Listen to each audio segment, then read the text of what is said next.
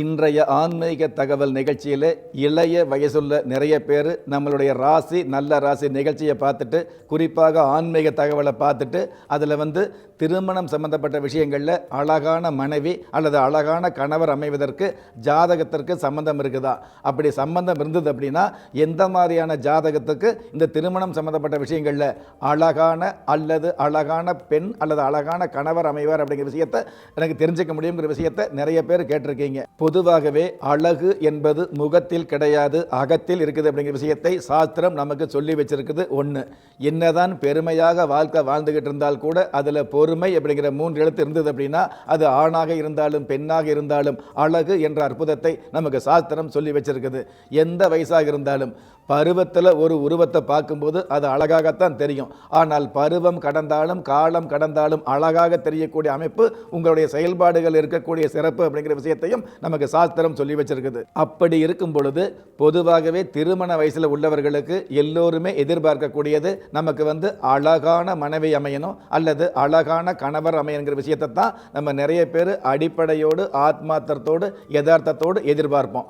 அப்படி இருக்கக்கூடிய அந்த எதிர்பார்ப்பு யாராருக்கு நிறைவேறுது அப்படின்னு கேட்டிங்கன்னா, ஜாதக ரீதியாக ஒருவருடைய ஜாதகத்தில் லக்னத்திலிருந்து 7ஆம் இடம் என்று சொல்லக்கூடிய அந்த 7ஆம் இடத்தை பார்த்தீங்க அப்படின்னா அந்த 7ஆம் இடத்துல சுப கிரகம் இருந்தது அப்படின்னா கண்டிப்பாக நீங்கள் சொல்லக்கூடிய பேச்சுக்களை கேட்கக்கூடிய ஒரு மனைவி அமைவா அப்படிங்கிற விஷயத்தை நம்ம உறுதியாகவே தெரிஞ்சுக்க முடியும். ஒன்று, அந்த 7ஆம் இடத்துல சுப கிரகம் இருந்ததுன்னா நல்லது அப்படிங்கிறத பொதுவாக சொல்றதை விட பொதுவாகவே யார் ஒருவர் ஜாதகத்தில் 7ஆம் இடம் என்று சொல்லக்கூடிய அந்த கலஸ்தர ஸ்தானத்தில் சுக்கிர பகவான் இருக்கிறாரோ அந்த சுக்கிர பகவான் இருக்கக்கூடிய அந்த ஜாதகருக்கு சினிமா நடிகையை போல மிகப்பெரிய சீரும் சிறப்புமான அழகான பெண் மனைவியாக அமையக்கூடிய பாக்கியம் நிச்சயமாகவே இருக்கும். அதே மாதிரி ஒரு பெண்ணுடைய ஜாதகத்தில் கலஸ்தர ஸ்தானம் என்று சொல்லக்கூடிய 7ஆம் இடத்துல கலஸ்தர காரகன் இந்த சுக்கிர பகவான் இருந்தார் அப்படின்னா கண்டிப்பாக, அதாவது சினிமா நடிகரை போல. எதற்காக சினிமா நடிகர்னு சொன்னோம்னா பக்கத்து வீட்டில் இருக்கிற ராமசாமியோ குப்புசாமியோ வெளியில தெரியறதில்லை,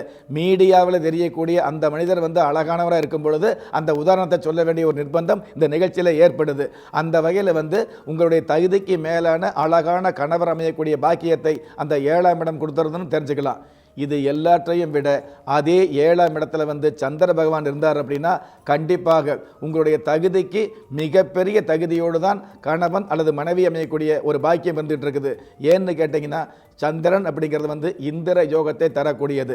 இந்த இந்திர யோகத்தை தரக்கூடிய சந்திர பகவான் ஆணுடைய ஜாதகத்திலேயோ பெண்ணுடைய ஜாதகத்திலேயோ கலஸ்தர ஸ்தானம் என்று சொல்லக்கூடிய 7ஆம் இடத்துல இருந்தார் அப்படின்னா திருமணம் பண்ணும்போது அவர் அழகாக இருக்கிறார் அப்படிங்கிறத விட, அழகு நிலையம் போய்த்தான் அழகாக இருக்கிறாங்க அப்படிங்கிறத விட, பியூட்டிஷியன் போய்த்தான் பெருமையாக இருக்கார் அப்படிங்கிறத விட, வாழும் காலத்தை விட வாழ்ந்து முடிந்த காலத்தில் கூட அழகாக வசியமாக தெரியக்கூடிய மிகப்பெரிய வாழ்க்கை அமைப்பு இந்த 7ஆம் இடத்துல சந்திர பகவான் இருக்கக்கூடிய ஜாதகிகளுக்கு சிறப்பு அப்படிங்கிற விஷயத்தை இந்த நேரத்தில் பொறுப்பாகவே சொல்ல கடமைப்பட்டிருக்கிறேன்.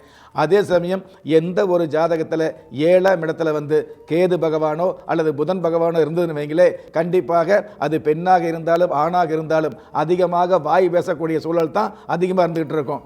அதாவது ஒரு பெண்ணுடைய ஜாதகத்தில் 7ஆம் இடத்துல பாவக்கிரகம் இருந்தது அப்படின்னா அவருக்கு அமையக்கூடிய அந்த பெண்ணுக்கு அமையக்கூடிய கணவர் ஊருக்கே ராஜாவாக இருந்தாலும் உங்களுக்கு கூஜாவாக மாறக்கூடிய ஒரு குதூகலமான குடும்ப வாழ்க்கை அமையுங்கிற விஷயத்தையும் இன்றைய ஆன்மீக தகவல் நிகழ்ச்சியில் அடிப்படையாக தெரிஞ்சுக்கலாம்.